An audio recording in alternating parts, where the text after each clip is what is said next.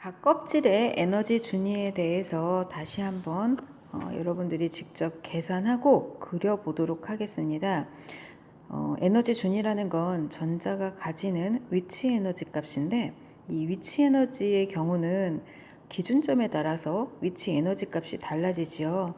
따라서 방출한 빛의 파장은 에너지 차이에 의해서 결정이 되기 때문에 기준점을 무한대로 정해서 N껍질에 들어있는 전자들의 에너지 값을 0으로 정하는 겁니다. 그러면 첫 번째 껍질에 있는 에너지 값은 얼마일까? 이거는 여러분들이 이제 먼저 했던 이온화 에너지를 이해하면 좀 더 쉽겠죠. 첫 번째 껍질에 수소 원자에 전자가 1몰개가 들어있어. 그러면 에너지를 흡수해서 무한대까지 이 전자들이 들뜨기 위해선 얼만큼의 에너지를 흡수해야 할까? 그쵸. 1312kJ/몰만큼의 에너지를 흡수해야 되겠죠. 그러면 거꾸로 무한대에 있는 전자가 첫 번째 껍질로 다시 돌아오기 위해선 이만큼의 에너지를 방출해야 되잖아. 따라서 이때 요 첫 번째 껍질의 에너지 값은 얼마다? 1312kJ/몰이다 라고 하면 되겠죠.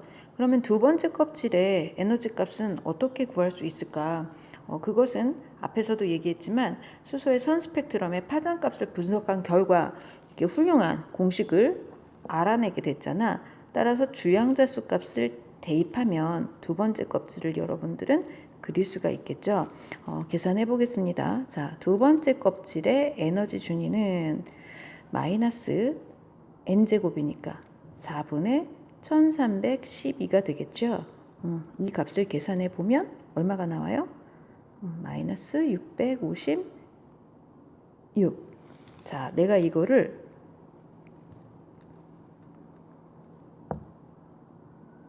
아, 656이 아니네. 죄송합니다. 계산해 보면 328이 나오죠. 마이너스 328. 4로 나눠야지 2로 나누는 게 아니라 마이너스 328. 자, 그러면 이 마이너스 328이 0과 마이너스 1312 사이 어디쯤에 존재할까를 여러분들이 생각하면 되겠죠. 좀 전에 이거 2분의 1312가 여기였잖아. 그지? 1312의 4등분의 여기니까 여기가 되겠죠. 여기가 두 번째 껍질. 마이너스 328 에너지를 갖는 껍질이 되는 거야. 여기가 두 번째 껍질이 되는 거죠. 좀 지저분한데 여러분들 이해해 주세요. 다시 볼게요. 여기서부터 여기까지가 1310이야. 그거를 4등분했을 때 요 값이 마이너스 328 kJ/몰을 갖는 두 번째 껍질이 된다라는 말이 되는 거죠. 자, 그럼 세 번째 껍질 그려볼게요. 세 번째 껍질은 어떻게 하면 돼? 1312를 9로 나누면 되겠죠. 그래서 8등분한 거보다 조금 더 위에 가면 되겠다. 그죠? 여기가 세 번째 껍질. 얼마? 세 번째 껍질 마이너스 146 되는 지점입니다. 하나만 더 해볼게요. 네 번째 껍질. 네 번째 껍질은 1312를 16으로 나눈 거잖아. 그러니까 여기서부터 여기까지를 16분의 1로 나누면 되는 거야. 여기쯤이 되겠죠. 네 번째 껍질은 마이너스 82가 되는 지점이에요. 자, 여러분들이 지금 이 그래프를 보고 제일 먼저 알아야 되는 건 첫 번째로 에너지 준위는 껍질이 높아질수록 에너지 준위 값이 커지는구나. N이 증가하면 에너지가 증가하는구나 라는 거 첫 번째 알아야 되고, 두 번째는 올라갈수록 에너지 준위 차이는 작아진다라는 거죠. 자, 첫 번째 껍질에서 두 번째 껍질이 이만큼이야. 두 번째 껍질에서 무한대까지는 요만큼이에요. 이게 몇 대 몇이라고? 3대 1이라고. 여기 4분의 1310이라고 해서 여기 여러분들 그렸잖아. 그죠? 잘 이해가 안 되는 사람들은 1311을 반으로 나누면 여기가 마이너스 656이에요. 그리고 여기서부터 여기까지를 또 반으로 나누면 328이야. 여기가 두 번째 껍질이라고. 여기가 두 번째 껍질. 그 다음에 마이너스 326 사이를 또 한 번 나누면 여기가 기본선, 여기가 164인데 그거의 절반, 여기가 네 번째 껍질인 거죠. 마이너스 82. 밑에 있는 주황자수 보면 대충 여러분들이 느낌이 와야 돼요. 자, 여기서 정말 중요한 거, 두 번째 껍질에서 첫 번째 껍질로 에너지가 전자가 떨어지면서 에너지가 발생하잖아. 그때 에너지는 무한대에서 두 번째 껍질로 떨어질 때 발생하는 에너지의 3배나 된다라는 거야. 3배나 된다는 거야. 그러니까 여러분들 여기를 포함하고 있으면, 두 번째하고 첫 번째를 포함하고 있으면 무조건 엄청나게 많은 에너지가 나온다는 거죠. 그래서 아까 우리가 여기가 무슨 영역? 첫 번째 껍질로 떨어지면 자외선 영역의 빛이 나온다 그랬죠. 두 번째에서 첫 번째로 떨어지나 세 번째에서 떨어지나 네 번째에서 떨어지나 요 위에는 별로 차이가 안 나는 거야. 이만큼을 포함하고 있으면 자외선 영역의 빛이 나온다는 거예요. 그럼 그 다음이 어디가 간격이 넓어? 그 다음 간격이 넓은 데는 여기죠. 두 번째 껍질. 세 번째에서 두 번째로 떨어지나 네 번째에서 떨어지나 다섯 번째에서 떨어지나 올라갈수록 에너지 간격은 좁다고 했기 때문에 여기를 포함하면 그 다음으로 에너지가 큰 가시광선 영역의 빛이 나오는 거예요. 이 위에는 이제 너무 조밀해서 그려지지도 않아. 그죠? 그 다음이 여기잖아. 세 번째 껍질로 떨어지면 적외선 영역의 빛이 나오는 게 그래서 그런 거죠. 자, 지금 너무 지저분하게 선생님이 정리를 했는데 여러분들은 학습지에 계산해서 지금 이렇게 계산 지금 여기에 나와 있는 것처럼 계산을 해서 첫 번째하고 무한대 그려놓은 다음에 요 사이에 실제로 여러분들이 그려보세요. 그래야 조금 전에 선생님이 중요하다라고 했던 것들을 이해하기가 쉬울 것 같아요. 그래서 실제로 여기 계산 다 해서 나중에 꼭 학습지에 그려보는 거 해주시기 바랍니다. 자, 이제부터는 이제 실전이죠. 여러분들이 이제 이런 그래프들이 문제에 많이 나와요. 속속들이 나와. 그리고 이거와 관련된 분석 결과를 묻는 문제들이 당연히 많이 나오겠죠. 그래서 여러분들이 조금 골치 아프게 생각할 수도 있어. 이거 언제 계산해? 이러면서 좀 귀찮아할 수도 있는데 몇 번 해보면 이제 정확하고 신속하게 계산할 수 있게 될 겁니다. 자, 그러면 에너지 준위 공식 다시 한번 써볼게요. n번째 껍질에서의 에너지 준위값은 마이너스 주양자수 제곱 n제곱분의 1310이라고 했어. 근데 이 1310이라는 건 상수잖아. 그죠? 그러니까 이제는 우리는 그거를 상대값으로 구할 때 또는 델타값 구할 때는 K라고 그냥 써버리는 거야. K는 얼마다? 1310이다 라고 이렇게 해주면 되겠죠. 자, 그러면 지금부터 이제 문제를 한번 풀어볼게요. A하고 B를 보자. A하고 B를 보면 공통점과 차이점이 있어요. 일단 차이점부터 볼게요. 화살표 방향이 달라. 화살표가 위쪽을 향하면 보니 낮은 데서 높은 데로 간 거니까 들뜬 상태가 되는 거죠. 들뜨는 거야. 들뜰 때는 에너지를 흡수해야 돼. 그러니까 A는 흡수하는 에너지예요. 반면 B는 높은 데서 낮은 데로 왔죠. 높은 데서 낮은 데로 왔어. 그럼 에너지를 방출하는 거지. 그래서 B는 방출한 에너지의 크기가 되는 거야. 자, 그럼 C는 방출, D도 방출, E도 방출. 스펙트럼과 연관돼서 나왔기 때문에 우리는 주로 방출 에너지, 방출된 에너지의 크기를 구하는 문제들이 많이 나와요. 알다시피 델타라는 건 에너지 차이를 말하는 거잖아. 그래서 어떻게 보면 처음에서 나중을 빼도 되고 나중에서 처음을 빼도 돼요. 그런데 주로 많이 나오는 게 흡수 에너지보다 방출 에너지가 많이 나오잖아. 그지? 그래서 선생님은 처음에서 나중을 빼는 걸 더 좋아해요. 처음에서 지금 이게 무한대에서 첫 번째 껍질로 떨어진 거잖아. 그럼 처음 에너지가 더 큰 거잖아. 그죠? 그러니까는 처음 에너지에서 나중 에너지를 뺐을 때 플러스 값이 나오면 방출이 되는 거고, 반대로 나중에서 처음을 빼면 흡수 에너지가 되는 거야. 플러스 값이. 그러니까는 그거는 여러분들이 편한 대로 해도 돼요. 나중에서 처음을 빼면은 나중 에너지가 클 때 플러스 값이 나오는 거니까 방출이 플러스 값을 갖는 거고, 반대로 처음에서 마지막을 뺐을 때 바뀌었네요.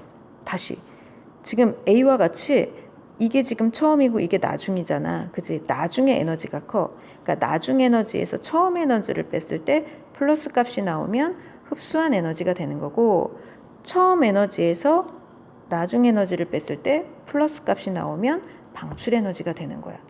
그러나 그 에너지의 크기는 어떻다? 똑같다. A와 B의 에너지의 크기는 똑같은 거예요. 자, 너무 어려워하지 말고 그냥 그럼 화살표 그리면서 에너지 값 구해보자. A는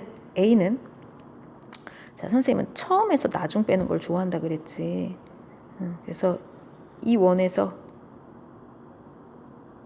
이 무한대를 빼요. 그러면 이 원은 얼마니? 마이너스 K. 무한대는 0. 그래서 마이너스 K 값이 나왔죠. 그러니까 아까 선생님이 처음에서 나중을 빼는 건 방출 에너지 기준이라고 했기 때문에 마이너스 값이 나왔다는 건 얘는 흡수했구나 라는 말이 된다는 거예요. 반대로 B 볼게요. 무한대에서 첫 번째를 빼요. 그러면 0에서 마이너스 K니까 K 값이 나오죠. 처음에서 마지막을 뺐기 때문에 양수가 나오는 게 방출 에너지가 되는 거예요. 만약에 선생님 저는 책에서 봤더니 나중에서 처음을 빼래요. 그래서 저는 나중에서 처음으로 뺄래요. 그러면 빼도 돼요. 그 대신 방출 에너지 값이 그 경우에는 마이너스가 나오는 게 방출, 플러스가 나오는 게 흡수가 된다라고 생각하면 되는 거야. C 보자. 자, C는 이렇게 됐어요. 그러면 나는 이 2에서 이 1을 빼. 이 2는 마이너스 4분의 K, 마이너스 4분의 K. 이 1은 플러스 K가 되겠죠. 플러스 K. 계산하면 4분의 3K. 4분의 3K. 자, D하고 E하고 여러분들이 다 계산해 보세요. D 36분의 5K. E는 9분의 K가 나와요. 자, 요거를 보기에서 맞냐 틀리냐 묻는 그런 문제들이 많이 출제돼요. 그러니까 한 문제를 풀려면 이걸 다 계산해야 된다는 거야. 그러니까 여러분들이 어떻게 해야 돼? 난 다 알아. 이게 아니라 문제 풀 때에 짧은 시간에 정확하게 실수하지 않고 풀 수 있는 게 중요하다라고 보면 돼요. 자, C는 아까 뭐가 나왔었니? C는 4분의 3K 나왔었어요. D하고 2 더하래. D하고 2 더하래. 더하면 얼마 나오니?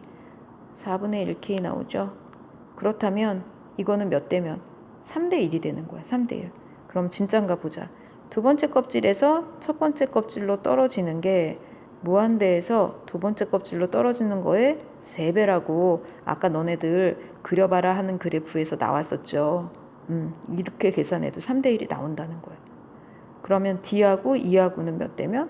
5대 4. 그러니까 보기에 보면 기억 D 대 E는 5대 4다. 맞냐 틀리냐?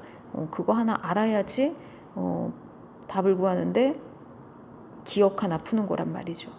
그러니까 이런 에너지 전이관계 문제는 너무 급하게 생각하지 말고 천천히 계산해서 틀리지 않는 게 더 중요하다는 거 꼭 명심하시기 바랍니다. 마지막으로 다시 에너지 영역 정리를 해볼게요. 자, 전자들이 첫 번째 바닥 상태에 있다가 어딘가로 들떴어. 두 번째, 세 번째, 네 번째로 들떴어. 근데 이것들이 다시 첫 번째 껍질로 돌아와.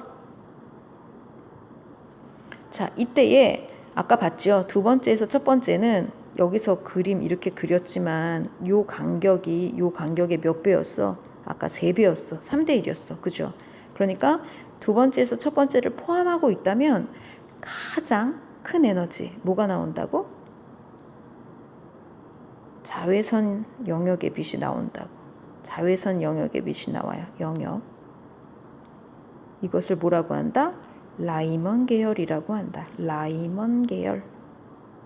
계열하고 영역 틀리면 안 돼요. 자외선 계열, 라이먼 영역 이러면 안 된다고. 라이먼 계열, 자외선 영역의 파장에 같은 빛이 나온다는 소리야. 그래서 첫 번째 껍질 꼭 기억하세요. 자라. 너네 좋아하는 말이지. 자라. 자라. 자, 그럼 두 번째 껍질. 전자들이 이렇게 들떴다가 두 번째 껍질로 돌아왔어. 자, 세 번째에서 두 번째가 두 번째에서 첫 번째 다음으로 에너지 값이 큰 곳이야. 따라서 여기를 포함하고 있다면 자외선 다음에 어디다 쓰지? 여기다 쓸게요. 가시광선 영역의 빛이 나와요. 우리 눈에 보이는 가시광선 영역의 빛이 나와. 이거를 발머 계열이라고 하죠. 발머 계열.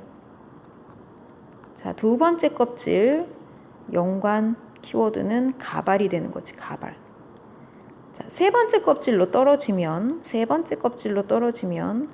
적외선 영역. 파셴 계열이 돼요. 파셴 계열. 적파. 이렇게 외워지죠.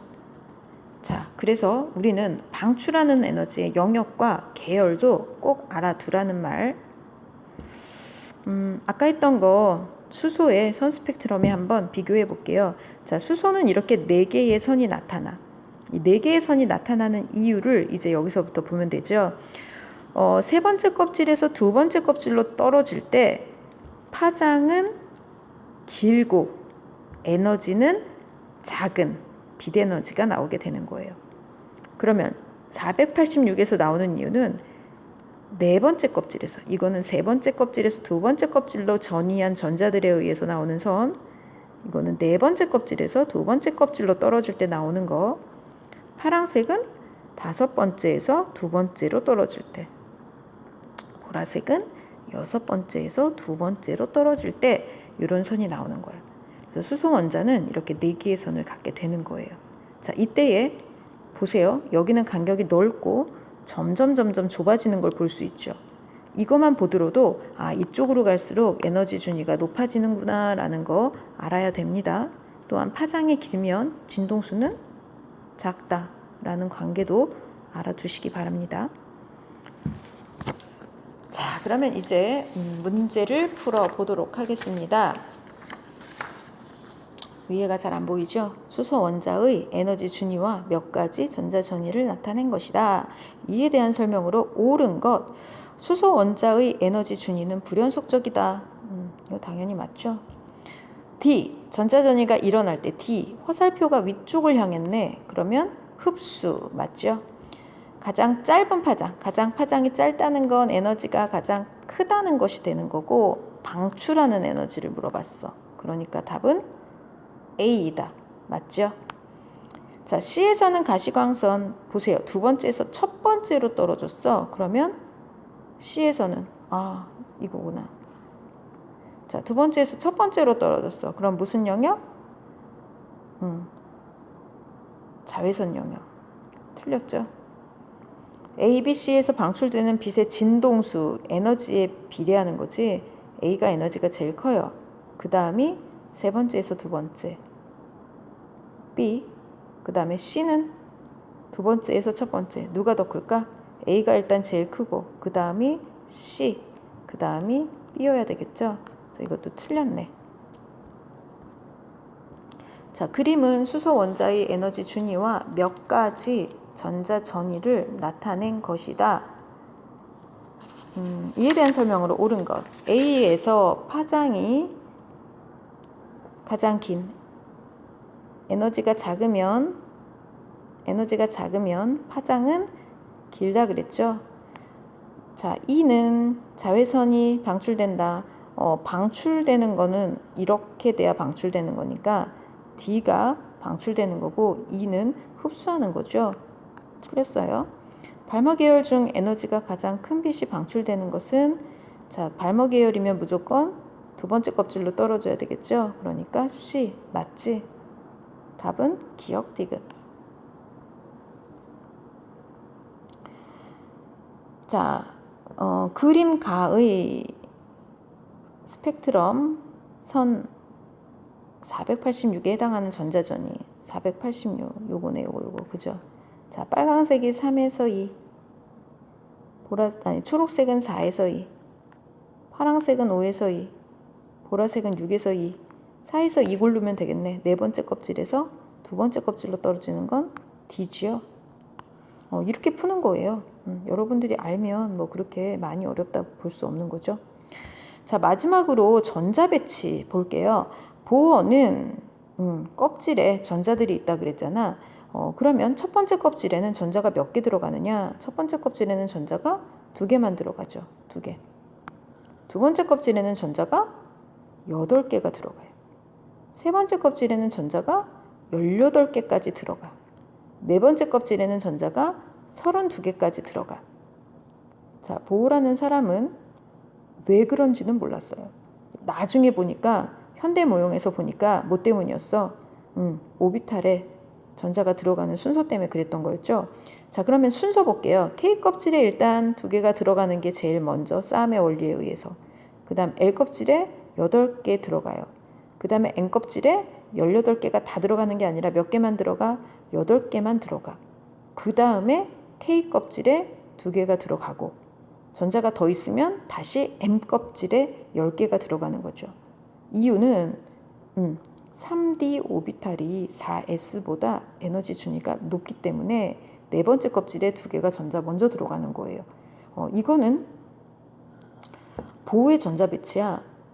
만약에 여러분들 나중에 서술형 문제가 나왔을 때 보호의 전자 배치를 해라라는 문제랑 현대 모형으로 전자 배치를 해라 했을 때는 달라지는 거죠. 보호의 원자 모형에 의한 전자 배치를 하면 이렇게 껍질에 채워야 되는 거고 현대 모형에 의한 전자 배치를 할 때는 오비탈에 채워야 되는 거예요. 그래서 여러분들 좀 조심해 주시기 바랍니다. 자, 그럼 리튬 볼게요. 리튬은 원자 번호 3번이면 전자도 3개죠. 그럼 K 껍질에 2개, L 껍질에 1개 전자가 들어가는 거야. 자, 근데 양이온이 됐대. 그 말은 이거 버렸다는 거죠. K 껍질에만 2개, 전자 하나 버리고 누구처럼? 헬륨처럼 안정한 상태의 전자 배치를 갖게 되었다라는 말이 되는 거예요. 하나만 더 해볼게요. 플루오린 9번이니까 K 껍질에 2개, L 껍질에 7개가 되겠죠. 그래서 얘는 안정해지기 위해서 전자 하나를 얻어. 그러면 K 껍질에 2개, L 껍질에 8개가 돼서 네온처럼 안정한 상태가 된다라는 거지. 자, 이런 식으로 보어도 전자 배치를 했다. 또한 최대로 수용할 수 있는 전자수는 2n 제곱계다. n은 여기서 주양자수다 라는 거. 이거는 현대 모형을 하고 나면 더 쉽게 이해가 되는 부분이라고 볼 수 있습니다. 자, 그래서 보호의 원자 모형에 따라서 원자들을 이렇게 모형에다 전자들을 배치해 본 거야. 여러분들은 뭐 1학년 때부터 너무나 많이 봤기 때문에 이 정도는 다 알지요. 원자과 전자란 가장 바깥쪽 껍질에서 화학 결합에 참여하는 전자, 이거를 원자과 전자라고 합니다. 따라서 이것이 화학적 성질을 결정하죠. 그래서 우리는 주기율표에서 같은 족에 있는 원소들이 원자과 전자수가 같기 때문에 공통적인 화학적 성질을 갖는다라고 배웠습니다. 물론 알칼리 금속에서 수소는 제외한다라는 거 기억하고 있죠. 자, 그래서 여러분들이 아까 K 껍질에 2개 이렇게 전자 배치도 할 수 있어야 되고 지금 보는 것처럼 모형으로도 전자 배치를 할 수 있어야 된다는 거. 한 번 이해하고 여러분들이 여러 번 습득을 하다 보면 이 부분도 이렇게 쉽게 이해는 할 수 있을 거라고 생각합니다. 중간고사 보셔서 알겠지만 이해만 해서는 되는 게 아니라 항상 그 유형별 기출문제를 풀고 자기의 학습 방법대로 이해가 된 상태에서 적용문제와 탐구문제까지 풀어주셔야 이것이 성적과 연관이 된다는 거 꼭 기억해 주시기 바랍니다. 기말고사 대비해서 이 부분 잘 학습해서 중간고사보다 훨씬 더 좋은 결과가 나올 수 있도록 여러분들 열심히 해주시기 바랍니다. 오늘 수업 이것으로 마치도록 하겠습니다. 수고하셨습니다.